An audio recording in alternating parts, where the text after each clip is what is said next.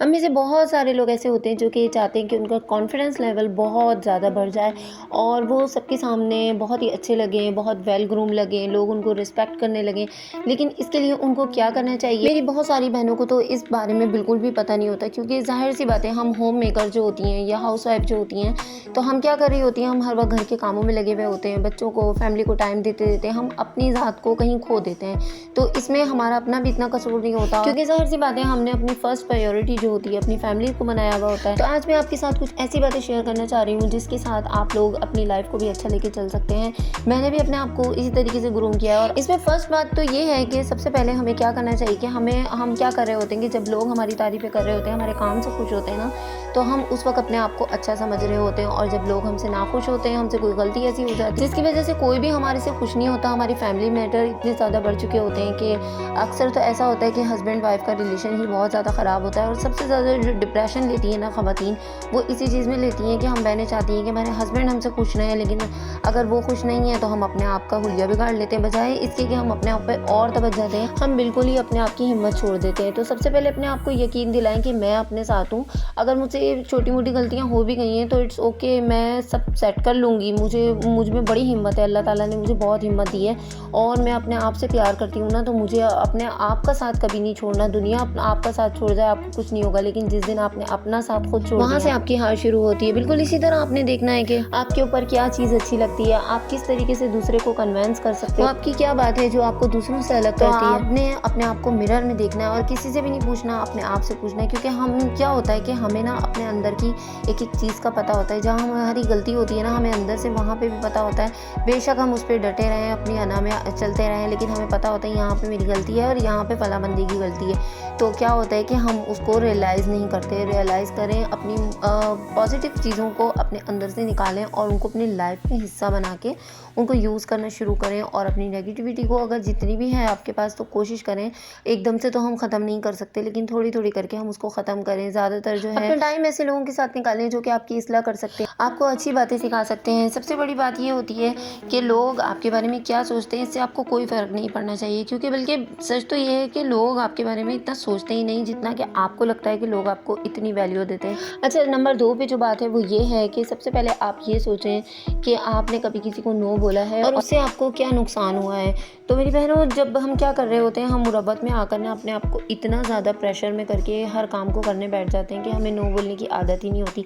मैं ये नहीं कह रही कि आप हर काम में नो बोलें, लेकिन जिस काम में आपको लगे ना कि ये काम आपके बगैर हो सकता है और यहाँ पे आपका टाइम वेस्ट होगा। याद करें कि जब किसी ने अपने मतलब से आपसे कोई काम ना कराया हो और आपने अपना डिसीजन खुद लिया हो किसी भी काम का, तो आप देखेंगी कि आप फील करोगी कि उसमें आपके अंदर कॉन्फिडेंस लेवल डेवलप हो रहा है। लेकिन आप किसी के प्रेशर में रह के काम करोगी, चाहे वो हस्बैंड हो, फैमिली हो, बच्चे हो, तो फिर क्या होगा कि आप जो है ना अंदर से बुझी रहोगी और आपको उस काम में उतना मज़ा नहीं आएगा। तीसरे नंबर पे बात ये है कि आप छोटे छोटे अपने डिसीजन खुद लेना सीखें, दूसरों पर डिपेंड करना ख़त्म कर दें। बहुत ज़्यादा ख़वातीन या बहनें ऐसी होती हैं, वो चाहती हैं कि उनके हस्बैंड उनके सारे डिसीजन लिया करें और वो खुद बेचारी सी बनी रहती हैं। तो मेरी बहनों, ये छोड़ दो और अपने आप पे डिपेंड करना शुरू करो और कोशिश करो कि कुछ ऐसा काम सीखो, कुछ ऐसी लर्निंग वाला काम सीखो कि फाइनेंशियली हम इतने इंडिपेंडेंट बने कि अपना जो छोटा मोटा खर्चा है हम खुद उठा सकें और हम किसी के मोहताज ना हो। तो देखें, जब हम अपना छोटा मोटा खर्चा खुद उठाते हैं ना, तो यकीन करें हमारे अंदर इतना कॉन्फिडेंस बढ़ जाता है ना,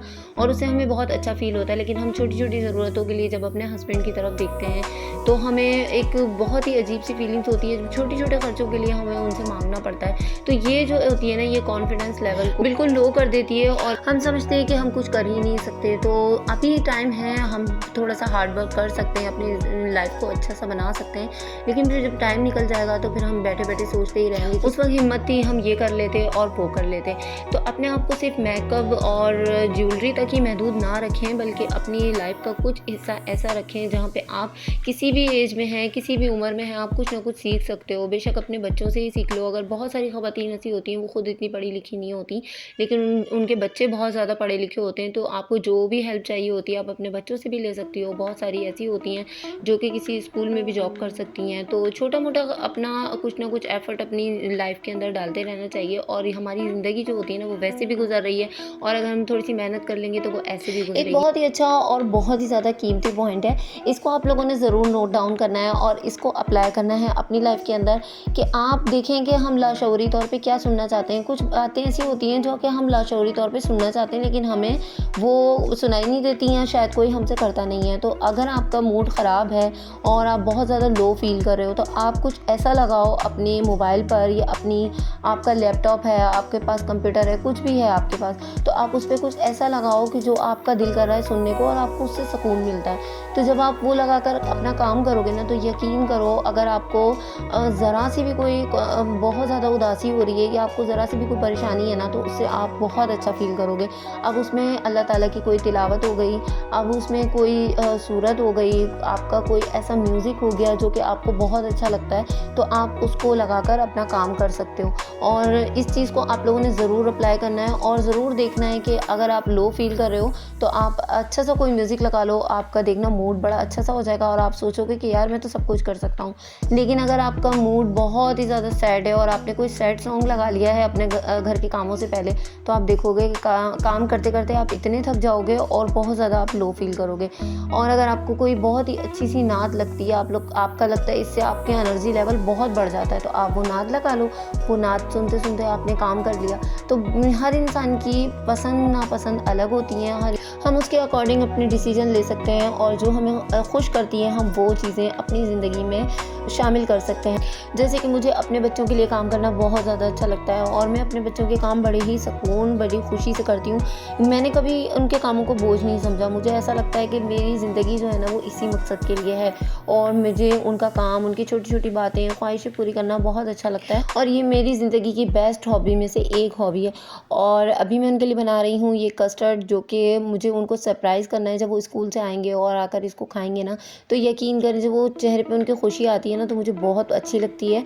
और इस तरीके के छोटे-मोटे सरप्राइज़ मैं स्कूल से आने तक ना उनके करके रखती हूँ और ये चीज़ें मुझे बहुत ज़्यादा खुशी देती हैं और इंसान को वही काम करना चाहिए जो कि उसको बहुत ज़्यादा खुशी देता है। तो पहले मैं भी क्या करती थी, सब लोगों के कहने पे चलती रहती थी और अपनी लाइफ़ का एक हिस्सा मैंने इसी तरीके से निकाल दिया। लेकिन फिर मुझे 10 साल बाद रियलाइज़ हुआ कि यार मेरी ज़िंदगी ये नहीं है, मेरी ज़िंदगी तो सिर्फ़ ये है कि मैं अपने बच्चों को एक अच्छी दीन की तालीम दूँ और मैं अपनी और अपने बच्चों की लाइफ़ के लिए कुछ ना कुछ करूँ।